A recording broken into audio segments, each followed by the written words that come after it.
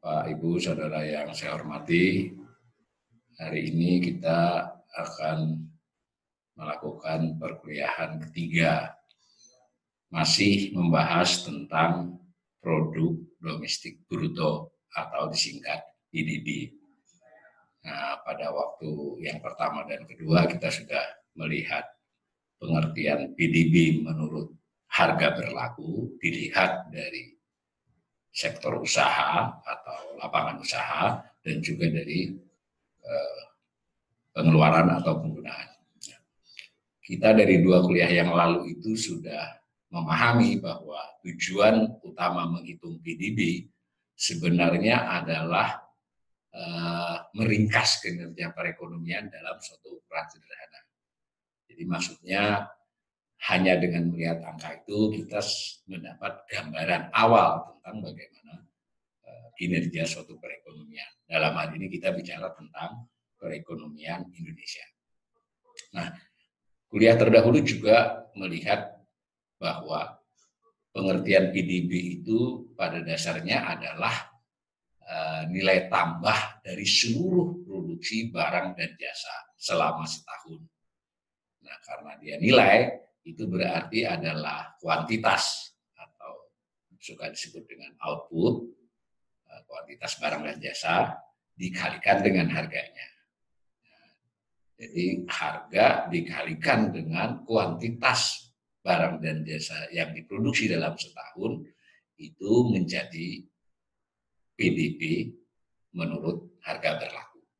Nah, hanya ada catatannya, tidak berarti seluruh barang dan jasa yang tampak dikalikan harga, tetapi hanya nilai tambahnya. Ini mungkin masih beberapa kawan yang tidak akrab dengan ekonomi masih samar ya. Untuk disederhanakan, seandainya kita mengalihkan jumlah dan harga barang seluruh Indonesia selama setahun, itu nilainya akan menjadi 2 kali lipat PDB. Karena misalnya di dalam produksi mobil itu sudah ada nilai produksi logam, nilai produksi ban, dan seterusnya. Sementara sambil perlahan-lahan nanti akan jelas. Kita anggap sekali lagi PDB harga berlaku adalah kuantitas barang dan jasa produksinya ya selama setahun dikalikan dengan harganya. Maka kita dapat angka PDB atas dasar harga berlaku 2019 yang pada 2 kuliah yang lalu kita tahu bernilai 15.834 triliun. Nah, kita bisa memang melakukan perbandingan dan pada waktu kuliah perdana kita bandingkan itu dibandingkan dengan PDB tahun 2018 kan seperti itu. Dapatlah persentase kenaikan. Nah, tapi itu bukan pertumbuhan ekonomi dan itu bisa menyamarkan kinerja. Kita harus paham, padahal tadi tujuannya PDB kan yang mau dilihat itu kinerja perekonomiannya. Nah, sebelum pakai angka yang fix Indonesia, untuk lebih sederhana kita misalnya pakai contoh. Umpama pada tahun 2019 suatu perekonomian suatu negara, sebutlah X, itu outputnya hanya 100 unit. Dipegang ya, negara tersebut memproduksi 100 unit barang. Nah, harganya pada tahun 2019 itu 110. Berarti PDB-nya 200 kali 110. Jadi 11.000 kan. Nah, umpama setahun sebelumnya pada tahun 2018 outputnya sebetulnya sama-sama 100, tapi harganya pada waktu itu masih 100 perak. Maka PDB-nya kan 10.000 pada tahun 2018. Nah, kesannya kan terjadi pertumbuhan 10%, setelah 11.000 dari 10.000 menjadi 11.000. Nah, itu tidak salah kalau disebut sebagai pertumbuhan PDB harga berlaku. Berlaku itu harga pasar ya artinya. Nah, tetapi analisis ekonomi itu lebih fokus, lebih tertarik dan dianggap lebih berguna melihatnya itu kinerja betulan. Jadi yang diperhatikan sebenarnya yang ingin diketahui adalah perkembangan kuantitasnya itu. Bertambah nggak produksinya? Jadi sebenarnya itu.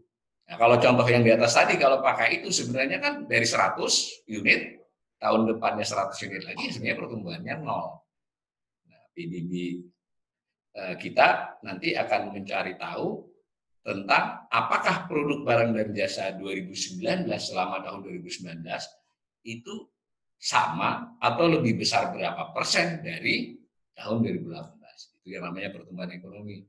Nah, karena kalau tadi kan contohnya gampang, barangnya satu macam aja 100 unit kan. Nah, kalau ini barangnya jutaan. Karena itu lalu ada metode. Dan sebagaimana juga kuliah pertama dan kedua kita sudah tahu BPS ini mengikuti manual internasional yang disebut dengan SNE 2008, diadopsi beberapa tahun diolah, dikeluarkanlah pedoman di tahun 2013 berdasarkan itu. Nah, lalu secara teoritis BPS ini mengikuti pola-pola standar internasional menghitung tentang PDB. Begitu juga ketika mereka melakukan upaya merubah atau menghitung ulang PDB yang tadi harga berlaku, sebetulnya kalau cuma dilihat kuantitasnya saja gimana, jadi harganya, faktor harganya nggak ada, gitu, dihilangkan. Namanya itu PDB deflator ya. Jadi tadi misalnya tadi yang 110, kemudian sebelumnya harganya 100, faktor kenaikan harganya dihilangkan, dapatlah, oh ternyata nggak tumbuh, 100 menjadi 100. Nah, ini dilakukan terhadap jutaan barang dengan metode-metode tertentu. Kira-kira begitu ya. Nah, ketika itu dilakukan, suatu lembaga statistik dalam hal ini BPS untuk kasus Indonesia memerlukan acuan tahun dasar. Tahun dasar. Jadi kalau tahun dasar itu, kalau kita sederhanakan adalah tahun di mana harga dianggap menjadi acuan. Jadi umpama itu kita ini tahun 2019 ya, umpama kita pakai tadi, kalau disebut dalam kurung tahun dasarnya adalah 2010, seolah-olah barang dan jasa yang diproduksi tahun 2019 itu diberi harga dengan harga tahun 2010. Itu namanya menghilangkan faktor kenaikan harga. Nah, nilainya disebut sebagai PDB harga konstan. Kalau dalam publikasi suka disebut PDB ADHB ya, PDB atas dasar harga konstan. Kalau yang ini, yang satunya tadi PDB ADHB, PDB atas dasar harga berlaku. Nah, kemudian memang menarik bahwa mesti yang menjadi pertanyaan buat kawan-kawan yang belum akrab dengan tema-tema seperti ini, tahun dasar bagaimana? Nah, saya ulangi lagi tahun dasar tadi. Sebetulnya secara teoritis boleh saja kita mau pakai tahun dasar 2001 kayak 2005 kayak 2012 boleh, tetapi kembali tadi kan ada acuan internasionalnya. Dianggap kita sudah lama disarankan bahwa semua negara disarankan agar memakai pecahan 5 dan 0 atau ya bukan dan ya, atau 0 untuk tahun dasar. Kenapa demikian? Supaya antar negara nanti bisa dibandingkan. Kurang lebih begitu. Nah, setiap negara dianjurkan melakukan perubahan tahun dasar setiap 10 tahun sekali. Kenapa? Karena yang namanya tahun dasar itu otomatis membuat kerangka menghitung, kan semacam itu toh. Lalu membagi lapangan sektor produksi, setiap lapangan produksi itu ada cara mengetahui. Karena tidak mungkin BPS atau lembaga studi dimanapun persis tahu dengan jutaan barang itu, sehingga kan ada beberapa hal yang dilakukan dengan survei atau dengan kata lain memakai sampel, lalu memakai berbagai informasi untuk meng-cross check. Nah, otomatis ada kerangkanya. Nah, setiap kerangka itu dibuat, kadang ada yang tidak masuk dalam kerangka itu ketika terjadi di tahun-tahun tengah. Jadi misal ada banyak barang dan jasa baru di luar tahun 2010, 2015, ada jenis-jenis baru yang tidak masuk belum dalam kerangka analisis itu, sehingga luput dari perhitungan. Itu salah satu alasan perlunya perubahan tahun dasar setiap 10 tahun. Dianggap 10 tahun itu banyak hal yang berkembang di perekonomian yang memerlukan kerangka menghitung yang baru. Tepatnya itu sebenarnya perbaikan. Tidak, kalau semuanya berubah nggak bisa dibandingin. Nah, begitu ya.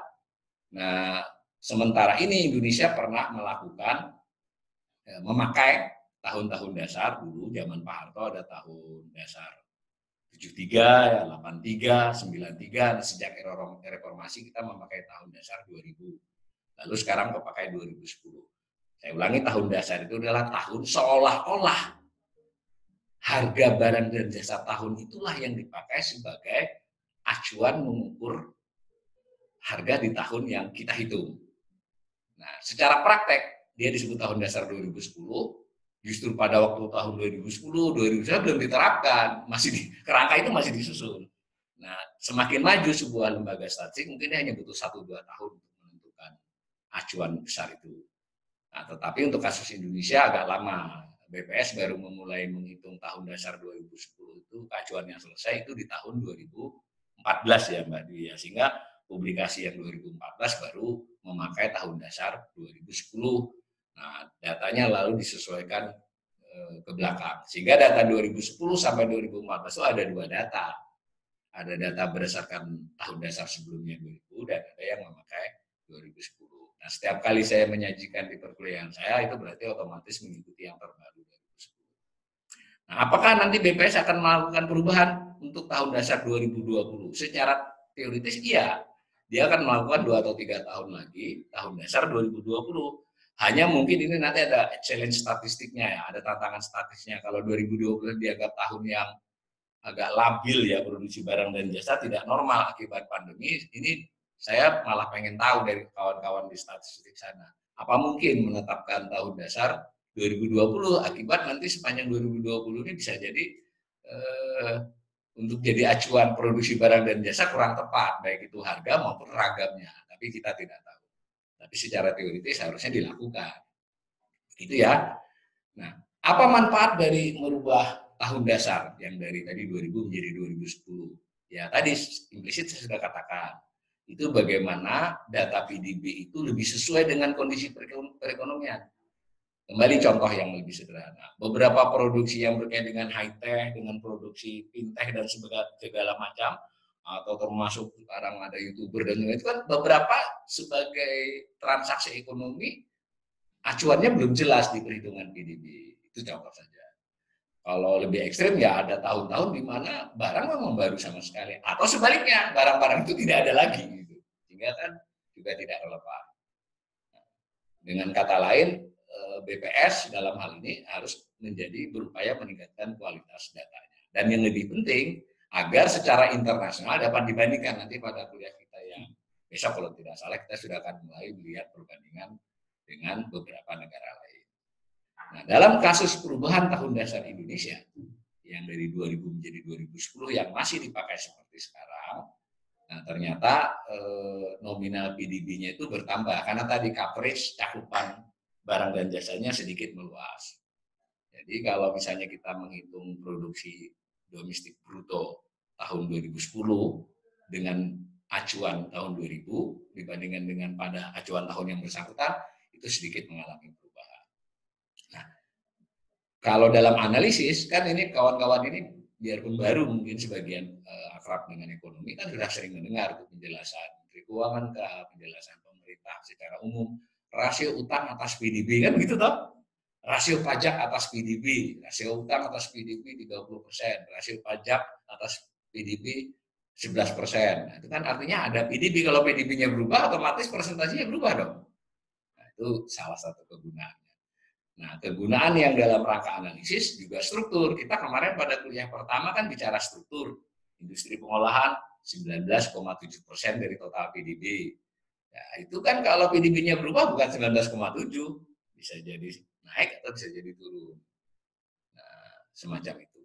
Kalau secara teknis lagi, oleh orang BPS ada beberapa perubahan cara perhitungan, modeling, forecasting, itu untuk yang belajar ekonomi lebih tepat. Kita yang penting perkuliahan ini bisa memahami pengertian PDB atas dasar harga berlaku 2 kali kuliah kemarin, yang berarti menghitung barang dan jasanya atas dasar harga pada tahun yang bersangkutan. Oke ya, sedangkan atas dasar harga konstan seolah-olah barang itu dihitung dengan harga tahun 2010. Ya, mudah-mudahan nggak bosan saya ulangi. Selama 1 tahun 2019 itu barangnya 15.834 triliun ya, Mbak Rama, Mbak Dwi ya. Itu berarti kan barang dan jasa selama 1 tahun yang diproduksi, tanda kutip nilai tambahnya, dikalikan dengan harga pada tahun 2019. Dapatlah angka 15.834 triliun. Pertanyaannya, seandainya semua barang yang diproduksi pada tahun 2000 itu diberi harga, diberi harga tahun 2010, berapa harganya? Itu yang namanya PDB harga konstan. dapatlah kita angka-angka berikut ini. Nah, itu ya, paling kanan biru dan oranye itu ya, orange itu ya. Orange apa kuning nggak tahu, ini saya buta warna kelihatannya. Nah, kita kemarin sudah belajar PDB atas dasar harga berlaku 2019, seperti yang paling kanan atau tulisan di atas itu, 15.834 kan gitu. Kalau barang-barang itu diberi harga tahun 2010, otomatis kan harus memakai pola perhitungan, karena kan nggak bisa cek satu persatu. Itu ternyata nilainya cuma 10.949 triliun. Nah, itu persis seperti contoh tadi, tahun 2019 itu misalnya 100 unit adalah 110, ya ternyata dia sama dengan tahun sebelumnya kalau dibeli harga tahun 2018, ini begitu. Nah, ambil yang paling kanan ya, yang biru ya. Biru itu berarti harga berlaku. Gitu ya, Mbak Dwi ya, Mbak Rama ya. Nah, yang oranye itu harga konstan, ADHB dengan ADHK. Nah, saudara-saudara bisa melihat urutan sampai 10 tahun. Ya. Tampak kan? Di tahun 2010 otomatis tak sama dong, ya enggak? 2010 sama, karena itu tahun dasar, berarti dihitung dengan harga berlaku ya. Ya itu. Lalu kemudian ada harga konstannya berapa? Harga konstannya seolah-olah barang dihargai harga 2010. Sama tahunnya ya, otomatis sama. Tampak. Ini implisit common sense, mungkin Bapak-bapak Ibu saudara-saudara bisa membayangkan ini ada soal inflasi, harga naik kan begitu toh. Nanti kita lihat itu apa. Jadi menarik untuk melihat lebih rinci lagi bahwa itu kan keseluruhan barang tadi, benar nggak? Seluruh barang dan jasa. Padahal di kuliah pertama kita sudah tahu barangnya jutaan lalu dikelompokkan menjadi 17 sektor atau 53 subsektor. Nah, tentu masing-masing itu ada ADHK-nya juga, benar nggak? BPS akan punya ADHK-nya masing-masing sektor, harga konstan, harga berlaku masing-masing ada. Dan bagaimana BPS melakukannya? Ya, secara umum itu kan 17 dan 17 sektor dalam kurung 53 subsektor itu datanya seperti yang kita jelaskan kemarin, sebagian merupakan data yang diperoleh dan diolah sendiri oleh BPS melalui survei dia kah, banyak dia kan banyak punya survei. Nah, ada juga yang dari kementerian atau lembaga dan ditambah dengan asosiasi dan sebagainya. Ada juga yang dia mix, lalu dengan dapatlah dia. Nah, misalnya contoh yang datanya itu relatif lebih banyak dari lembaga lain, bukan dari dia, adalah tentang misalnya produksi, harga, dan biaya migas. Itu umumnya BPS tidak melakukan perhitungan sendiri, tapi memakai perhitungan ISDM, Dirjen Migas. Karena mereka ini sudah tiap tahun, bahkan tiap triwulan melakukan perhitungan harga pada masing-masing barang tadi dan kuantitasnya, maka BPS juga bisa punya metodologi untuk membuat ini kalau dihargai dengan harga 2010 berapa, kan seperti itu. Namanya mendeflate ya, deflate ke tahun dasar. Seperti itu. Nah, kalau kita beri sedikit kata kunci, sebetulnya kan ada inflasi di sana kan, ada kenaikan harga. Hanya ini berbeda dengan inflasi yang biasa diberitakan media. Itu juga dari BPS sebenarnya, cuma ke yang media atau pembicaraan publik itu inflasi yang cenderung dihadapi konsumen. Dihadapi rumah tangga, namanya inflasi yang hitungannya berdasarkan indeks harga konsumen. Sementara kalau PDB tidak IHK, ada IHK sektoral yang dipakai, tapi secara umum dia adalah indeks harga yang dihadapi oleh produsen ya, selaku produsen. Namanya PDB deflator, lalu PDB implisit. Nah, biasanya sedikit lebih rendah dari inflasi konsumen. Tapi arahnya sama, kalau yang konsumennya itu naik umpama berapa kemarin ya, sekitar 2,9 2019, yang ini 1,6 apa 1,8 saya belum sempat lihat, tapi semacam itu. Nah, mari kita lihat contohnya di slide bahwa 17 sektor tadi, yang paling bawah merah itu keseluruhan. Ketika dia harga berlaku 15.834 ya. Sementara kalau dia dipakai harga tahun 2010 adalah 10.949 triliun, begitu ya Mbak Rama ya. Nah, yang atas-atasnya itu menunjukkan masing-masing sektor 17 itu. Jadi kita ambil contoh pertanian misalnya. Pertanian Kalau tahun 2019 itu seluruh produksi barang dan jasa pertanian dalam kurung nilai tambahnya itu adalah 2013 triliun. Nah, tetapi kalau barang-barang dan jasa tersebut dianggap memakai harga tahun 2010, nilainya hanya 1.354,9 triliun. Nah, saudara-saudara nanti sebagai PR ya dilihat aja di plototi itu masing-masing sektor itu. Maka nah ini 53 subsektor, maaf 53, salah saya. Kalau kita mau tahu 2018, 17, 16 gimana, nah itu ada data. Data ini terutama untuk mereka yang nanti mau mengikuti ujian, jadi tinggal nge-pack dari sini, tapi Anda harus olah menjadi grafik dan sebagainya. Jadi kan bisa dilihat tuh, ada harga berlakunya, yang atas ya, Mbak Rama ya, tabel yang bawah adalah harga konstan. Maka saudara-saudara bisa melihat masing-masing. Kalau contoh slide sebelumnya tadi kan hanya 2019, ini semua tahun. Jadi ini tujuannya untuk PR. Kalau nanti mau lebih maju lagi ya saudara ngecek ini di webnya BPS. Cuma saya perlu beritahu dulu ya, ini diolah oleh Mbak Dwi. Jadi kalau di sana BPS itu biasanya dipecah-pecah 3 tahun ini 10 tahun sudah dibantu nih. Karena itu jangan ngeluh ya kalau dikasihnya PDF supaya kerja paling enggak nyatat atau di copy paste. Gitu. Nah, terpikir lagi kita, karena kan itu yang pertama adalah 17 lapangan usaha, menurut lapangan usaha. Bagaimana kalau dia menurut penggunaan atau pengeluaran? Sama saja. Pengeluaran-penggunaan seperti yang kemarin kita jelaskan, ada konsumsi rumah tangga, ada konsumsi pemerintah, ada pembentukan modal domestik, modal bruto ya, pembentukan NTB, pembentukan modal tetap bruto. Saya aja suka salah singkatan. Nah, komponen-komponen itu juga bisa dilihat harga berlaku atau nilai-nilai pada tahun bersangkutan dengan nilai seolah-olah dia diberi harga tahun 2010.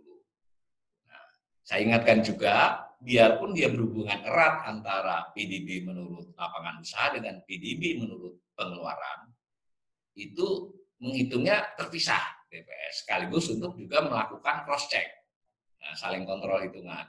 Nah, yang ini menghitungnya tadi, misalnya tadi mau menghitung dari datanya ESDM, dari datanya Kementerian Pertanian dan seterusnya kan, yang lapangan usaha. Nah, yang komponen ini BPS lebih banyak mengandalkan pada survei-survei dia.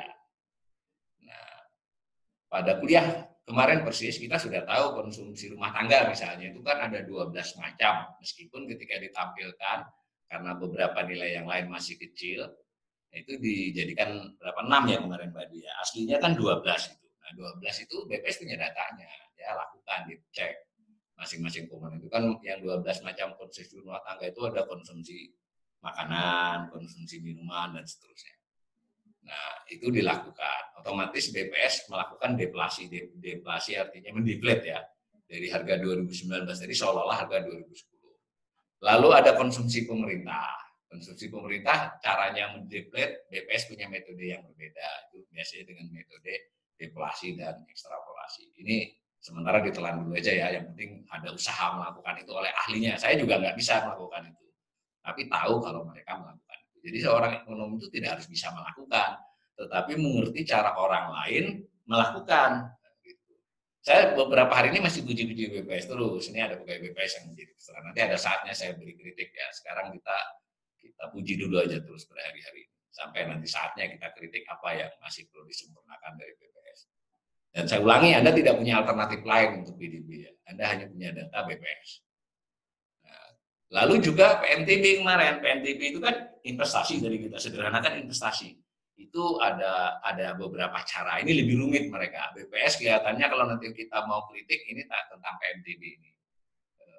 Mereka agak sedikit kerja keras untuk menentukan harga berlaku dengan harga konstan dalam hal PNTB. Ada metode langsungnya, ada metode tidak langsungnya, dan seterusnya. Sementara kita percaya, saudara-saudara kita di BPS yang sekian doktor, sekian master sudah ikut berbagai hal pelatihan itu kita anggap betul lah menghitung PMTB ini ya. Nah, maka kita bisa melihat yang tadi kan kita melihat sektor, 17 sektor ada ADHB-nya, harga berlakunya, ada ADHK-nya, sama dengan 7 komponen penggunaan ini. Saya beralih-alih ya, kadang saya sebut PDB menurut penggunaan, kadang saya sebut PDB menurut pengeluaran, supaya kita juga akrab kalau diterbitkan dalam bentuk apapun, kita paham. Belakangan ini saya lihat BPS lebih suka menyebut PDB menurut pengeluaran, sepertinya begitu. Lebih suka PDB menurut pengeluaran. Nah, itu lihat. Nah, misal konsumsi rumah tangga pada tahun 2019 itu sebesar 8.965,84 triliun ya. Nah, itu kalau dianggap seolah-olah itu diberi harga, tanda petik ya, harga tahun 2010, maka nilainya hanya 5.936 triliun. Dan seterusnya ya. PMTB-nya begitu, konsumsi pemerintahnya begitu.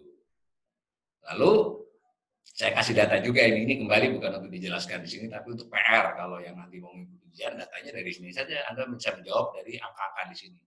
Itu kita tarik sampai tahun 2010 ya, Mbak Dwi ya, Mbak Rahma ya, yang harga berlakunya berapa, yang harga konstan di bawahnya. Data ini kami ambil, Pak, itu ditaruh dari BPS. Hanya saya ulangi, BPS biasanya menaruhnya per 3 tahun atau 4 tahun. Nah, kita ambil jadiin 1 gitu. Dan BPS memberi informasinya sampai triwulanan. Nah, kalau kita butuhnya tahunan ya kita ambil yang tahun saja dan seterusnya. Nah, sampailah kita kepada satu titik yang paling krusial dari soal PDB harga konstan ini, yaitu yang disebut dengan pertumbuhan ekonomi. Sebenarnya pertumbuhan ekonomi itu hanyalah ya, sejauh ini yang dipakai itu perbandingan antara PDB ADHK, PDB atas dasar harga konstan pada 1 tahun dibandingkan tahun sebelumnya, dinyatakan dalam persen. Contoh 2019 itu, 2019 kan kita sudah lihat itu. Tadi ADHK-nya ya, jangan harga berlakunya, jangan 15.834 yang kita pakai, tetapi yang 10.949 triliunnya. Kan itu ADHK-nya di situ ditambah tadi ada. Bandingkan dengan PDB ADHK tahun 2018 yang ternyata 10.425 triliun. Nah, maka PDB ADHK 2019 dibagi PDB ADHK 2018 gitu toh, kali 100%. Hitung sendiri saja nanti dapatlah angka pertumbuhan ekonomi 5,02%. BPS rilis pertumbuhan ekonomi 2019 sebesar 5,02%. Besoknya nanti pemerintah ekonomi masih bisa tumbuh 5,02%. Pada hari-hari yang berdekatan juga Bank Indonesia mengeluarkan juga tinjauan ekonomi. Ekonomi masih dapat tumbuh. Nah, itu kemarin. Nanti setelah pandemi ini nggak tahu, kita lihat apa penjelasannya. Nah, begitu juga kita bisa melihat PDB tahun 2018 itu hanya 5,17%. Metodenya sama. PDB ADHK 2018 dibandingkan PDB ADHK 2017. Ini ada di tayang ya. Nah, mudah ya. Nah, sekarang dengan cara begitu kita dapat ini pertumbuhan ekonomi. Ini sengaja saya tidak pakai gambar kami sendiri supaya lebih mantap. Ini gambar saya potong dari publikasi BPS. Nanti kita kasih juga yang gambar versi kita. Ini datanya 5,02, sebelumnya 5,17, sebelumnya 5,07, sebelumnya dan seterusnya ya selama dari 2011 ya, Mbak Rama ya. Nah, itu tahunan namanya kan. Lalu kita juga kan kemarin sudah bicara ada data yang 3 bulanan ya, quarterly atau triwulanan. Ini lazim di dunia internasional. Nah, dalam hal triwulanan ini saudara-saudara bacanya harus agak jeli di publikasi. Ada yang disebut dengan dari triwulan Q2Q ya, itu triwulan-triwulan. Jadi kalau misalnya kita bisa menghitung triwulan 4 2019 dibandingkan triwulan 3-nya. Bisa juga kita menghitung yang year on year, YOY ya. Berarti yang triwulan 4 2019 dibandingkan dengan triwulan 4 2019. Nah, itu angkanya di bawah itu. Nah, itu sengaja saya tambahi tulisan saya. Sudah ada pengumuman tanggal 5 Mei kemarin ya, 5 Mei 2020 tentang PDB selama 1 triwulan 2020. Agak mengejutkan. Semua mengira belum terpengaruh dari pandemi, ternyata sudah terpengaruh. Kelihatan dari angka itu kan 2,97%. Biasanya di kisaran 5, itu turun ke 2,97. Baru triwulan 1. Kita nggak tahu nanti triwulan 2. Sangat mungkin triwulan 2 itu di bawah 0. Nah, nanti tahunannya kita tunggu sampai Desember. Itu sebenarnya pertumbuhan ekonomi itu hanya itu. Sementara nanti di kuliah kita lusa ya, khusus lusa nanti saya akan jelaskan sebenarnya pertumbuhan ekonomi itu ada definisi yang lebih serius dibandingkan itu. Tapi kan kita sudah terbiasa pertumbuhan ekonomi itu adalah menghitung perubahan PDB atas dasar harga konstan pada 1 tahun dibandingkan tahun sebelumnya. Nah, gitu. Nah, grafik berikut memperlihatkan kalau kita mau tahu dari tahun-tahun yang lebih lama bagaimana sih pertumbuhan ekonomi Indonesia ya digambar seperti itu. Jadi ekonomi itu tidak terlalu sulit ya, asal bisa membedakan angka lebih besar dan angka lebih kecil, bisa tahu presentasi, terus bisa kalau bisa dibantu sedikit pakai Excel bisa buat grafik, jadilah kita ekonom. Tapi memang baru ekonom jalanan. Kalau mau yang lebih ahli ya harus sekolah. Asal sekolahnya juga benar, kalau sekolahnya nggak benar juga nggak ahli. Nah, kalau asisten saya ini dua-duanya sekolahnya benar, tapi belum ahli. Nah ini menarik ya, coba Anda lihat gambar ini. Ya, Mbak sudah ada ya Mbak Rama, Mbak Dwi gambarnya. Nah, itu menarik itu. Yang huruf P paling bawah itu kan tahun 97, 98 dan 99, krisis ekonomi 98. Nah, Anda juga ngelihat beberapa huruf P itu kira-kira kalau disederhanakan itulah saat-saat resesi versi Indonesia. Karena resesi itu ada yang mendefinisikan harus negatif. Kalau definisinya pertumbuhan ekonomi resesi adalah pertumbuhan ekonomi negatif selama minimal 2 triwulan, berarti setengah tahun, apalagi setahun, itu kita hanya pernah sekali resesi. Tapi kalau definisinya lebih longgar, asal ada penurunan, kalau digambar hurufnya P, artinya penurunannya signifikan, kita pernah mengalami beberapa kali resesi kan itu. Lihat aja tuh, saya kasih tanda yang angka-angka itu. Terakhir kita pernah 2008, triwulan 3 dan 4, sampai ke triwulan 1 dan 2 2019. Tentu Anda mulai bertanya-tanya sudah ini kan, nanti 2020 hurufnya P-nya kayak apa kan? Sudah pasti P. Tapi P-nya apa sampai minus, apa P-nya hanya di 1 gitu. Nah, saya sudah pernah buat tulisan itu. Bagaimana kalau bukan P? Kalau bagaimana kalau U? Bisa bayangkan ya, kalau U berarti dia lama landainya itu, hurufnya jadi U. Nah, ada yang lebih lebih keras dari saya ngomongnya, bisa L, waduh jangan naudzubillah ini jalik, jangan, tapi bangsa ini punya grafik pertumbuhan ekonomi L gitu ya. Nah, dengan cara yang sama kita tidak hanya melihat secara umum, tadi kan kita hanya melihat PDB keseluruhan, kita bisa melihatnya secara sektoral. Yang 17 tadi kita bisa teliti bagaimana masing-masing tumbuhnya, begitu juga dengan komponennya. Bagaimana masing-masing komponen itu tumbuhnya. Ada di tayang ini ya. Nah, itu lihat saja, hitung sendiri. Misal contoh industri pengolahan, itu tahun 2019 tumbuhnya 3,80%. Ingat, tadi kan yang nasional, yang keseluruhan 5,02, benar nggak? Nah, yang nasional tadi 5,02, maksudnya nasional itu seluruhnya, 17 sektornya. Yang ini hanya satu sektor, berarti industri pengolahan tumbuh lebih lambat dari pertumbuhan ekonomi nasional. Dan seterusnya ya, itu pertumbuhan konsumsi rumah tangga. Simpan dulu karena industri pengolahan ini ada kuliah kita kemungkinan hari Senin. Jadi saya berencana sebelumnya 5-7 kali, tapi kelihatannya harus 9 kali pertumbuhan ekonomi. Tapi ini kita kasih dulu. Nah, kita lihat slide yang berikutnya itu, kalau buat PR ini, itu contoh hitungan selama 10 tahun terakhir ya, Mbak Dwi, ya, sampai 2019.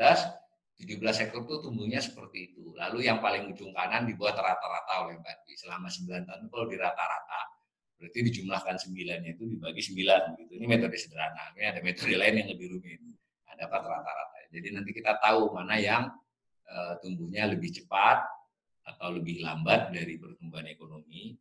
Itu nanti kuliah lusa. Ini bahannya ini. Lalu di slide berikut kita juga bisa melihat itu konsumsi rumah tangga yang nomor 1 tumbuhnya dari tahun ke tahun berapa. Nah, akhir-akhir ini masih tinggi ya, 5,05, 5,04, rata-ratanya 5,04 selama 9 tahun. Nah, kedua-duanya baik slide tadi maupun slide ini bisa menggoda saudara-saudara untuk melakukan analisis apalah kira-kira yang akan terjadi di 2020. pada masing-masing sektor, pada masing-masing komponen, gitu kan. Nah, misal kita yang untuk komponen ini kita anggap nih pemerintah meskipun harus ngutang, tapi konsumsinya kencang. Nah, mungkin pertumbuhan konsumsinya tidak masih tetap bisa tumbuh. Tapi kalau rumah tangga mungkin slow. Tapi silakan dianalisis.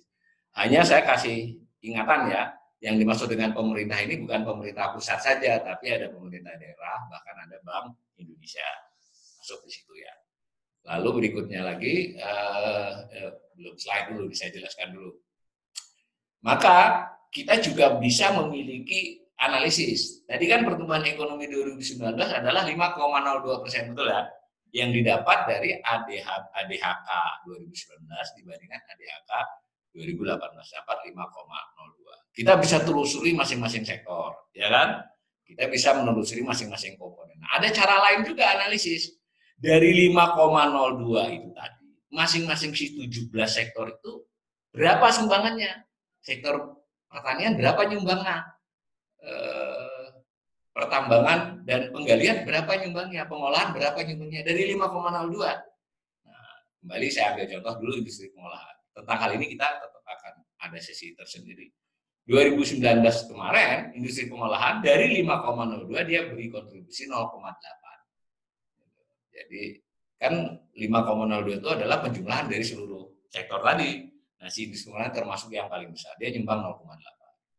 Nah, begitu juga dengan komponen 7 komponen pengeluaran.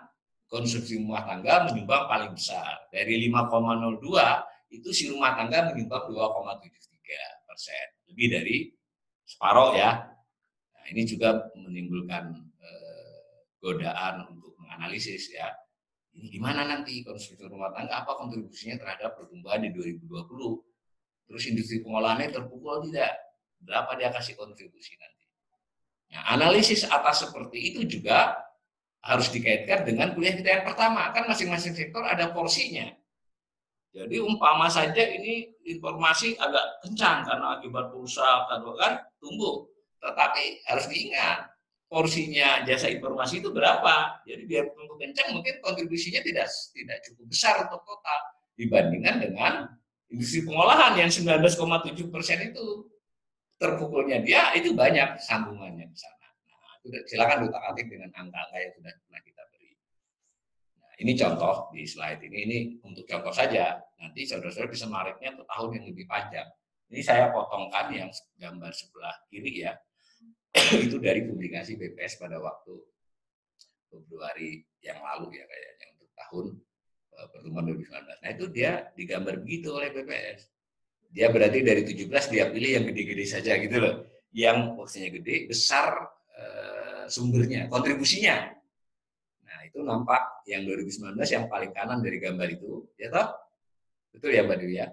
Mbak Rama itu berarti 0,80, yang biru itu sumbangan dari industri pengolahan. Yang kuning sektor perdagangan, perdagangan itu berarti perdagangan besar dan eceran dan reparasi mobil dan reparasi sepeda motor. Ini singkatannya. Tahu kepanjangannya cek di tabel yang kita berikan. Itu sumbangannya 0,61. Lalu konstruksi menyumbang 0,58 dari total 5,02 itu. Nah, yang paling banyak lain-lain itu karena terdiri dari berapa? 13 sektor, kan wajar kan?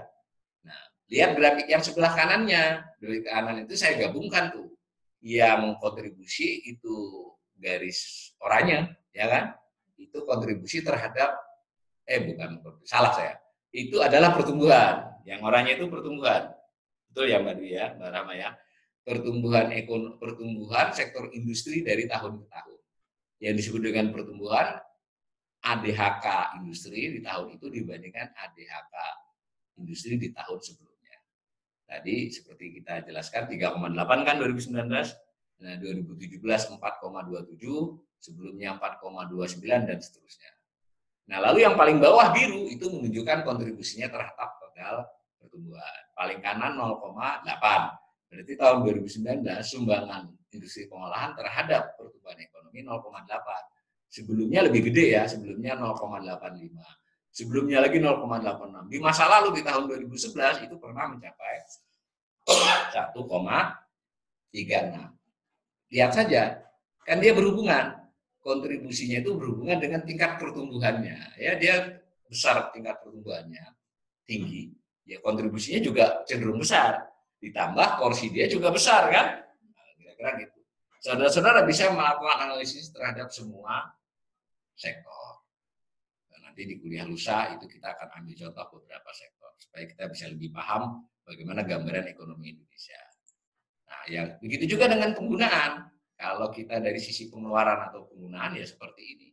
Bahwa gambar paling kiri, di gambar paling kiri itu batang yang paling kanan, batang nomor 3. Itu kelihatan dari 5,02 itu si konsumsi 2,73 ya, konsumsi rumah tangga.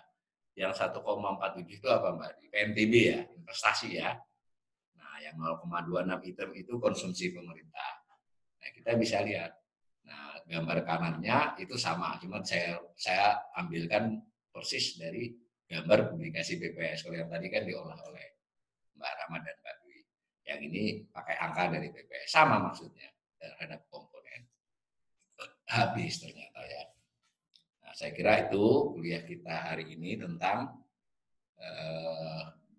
produk domestik bruto menurut harga konstan. Arti penting kuliah ini adalah untuk kita bisa memahami pertumbuhan ekonomi Indonesia. Seperti itu ya, Mbak. Satu step dari pertumbuhan ekonomi, kita melihat pertumbuhan masing-masing sektor. Pada saat yang bersamaan, kita bisa ngecek pertumbuhan masing-masing komponen pengeluaran. Nah, kalau nanti makin kita membuat tahunnya ke belakang lebih panjang, kita makin mendapat gambaran lebih baik. Dikaitkan dengan kuliah 1 dan 2 yang ADHB itu menarik. Jadi orang memakai ADHK itu cenderungnya untuk melihat pertumbuhannya, begitu Mbak Rama Mbak. Kalau memakai harga berlaku, kecenderungan untuk menganalisis struktur atau distribusi antarnya. Kita bisa membayangkan ekonomi Indonesia ini, ekonomi Indonesia ini selama 10 tahun terakhir, terhitung dari 2010, itu strukturnya masih ya industri pengolahan, perdagangan besar, kecil, dan eceran, dan pertanian. Tetapi ada sedikit pergeseran, di mana karena si industri pengolahan ini lajunya lebih lambat dari laju pertumbuhan ekonomi, pelan-pelan porsinya turun. Dan seperti itu analisisnya. Kita bisa lakukan analisis macam-macam, yang itu nanti tersendiri. Saya kira begitu ya untuk hari ini, karena saya ini sudah ditekan oleh para asisten saya dan penasehat saya, kalau bisa kuliahnya hanya 30 menit. Hari ini kayaknya sedikit terpenuhi. Nah, dengan cara demikian, kuliahnya jadi akan lebih banyak. Mudah-mudahan bagi kawan-kawan yang tertinggal bisa lihat di Facebook. Kalau YouTube mungkin delay sehari 2 hari ya, Mbak Rahma yang bertugas ini. Kalau Facebook ini sedang siaran. Mudah-mudahan yang saya jelaskan ini ada manfaatnya, dan sekali lagi kalau ada pertanyaan segala macam boleh di chat, itu disimpan oleh mereka, tetapi semua jawaban ada di grup WhatsApp oleh yang berminat. Sekaligus untuk mengukur kalau memang serius ya, mari masuk grup WhatsApp. Selain itu di grup WhatsApp itu ternyata peserta kuliah saya ini ada yang kandidat doktor, ada yang sudah doktor, ada yang pegawai Bank Indonesia, pegawai Kementerian Keuangan, baru tahu juga saya, sehingga sebagian dijawab oleh mereka. Jadi saya kan lebih santai karena kita saling belajar bersama. Mudah-mudahan kuliah ini bermanfaat, dan mudah-mudahan bangsa ini juga segera terhindar dari pandemi yang sedikit banyak sudah memberatkan kita semua.